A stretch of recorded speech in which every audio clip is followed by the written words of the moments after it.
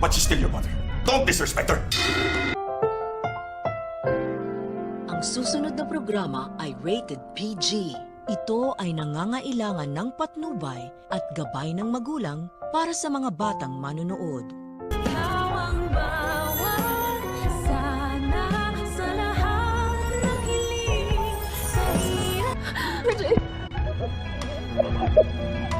Masyado naman yatang obvious ang strategy ng mag-amang Eric at Justin para sa kanilang masamang balak sa Apex. Maiisipan kasi ni Eric na kailangan nilang mag-ingat ng kanyang anak upang hindi sila mahalata ni Giselle sa kanilang masamang pakay na paghihiganti nga dito. Sasamantalahin ni Eric ang pagkakataon na muli na namang binabastos ng kanyang anak na si Justin ang kanyang ina na si Giselle. Dahil nang hinagis ni Justin ang binigay na bulaklak ng kanyang nanay, ay papagitna naman itong si Eric at sasawayin si Justin. Pakunwaring pagagalitan ni Eric si Justin at sasabihan niya ito na hindi porket galit siya sa kanyang nanay na si Giselle ay babastusin niya na ito. Kailangan niya pa rin daw irespeto ang kanyang ina dahil nga ito ang nagduwal sa kanya sa mundong ibabaw. Biglang bigla naman si Justin dahil hindi niya inaakala na sasawayin siya ng kanyang ama. Pero eventually ay maunawaan din naman ni Justin ang ginagawang strategy ng kanyang amang si Eric upang hindi nga sila mapaghinalaan ni Giselle sa kanilang balak at maging positibo ang tingin ni Giselle kay Eric habang ginagawa nila ang kanilang plano. Sa kabilang banda, nanumbalik na naman nga ang kinatatakutan nitong si Lynette at ito'y walang iba nga kundi ang isa sa mga tauhan ni Moira na bumihag sa kanya sa kanilang bahay dahil nakita niya nga ito habang sila'y naglalakad ni Diyosa sa kalsada na tila nagpapagaling pa rin sa kanyang pilay na tinamo sa kanyang pakikipagbuno sa mga pulis at kay Carlos. Kaya naman habang nasa restaurant itong si Lynette ay hindi pa rin mawala sa kanyang isipan ang kanyang nakita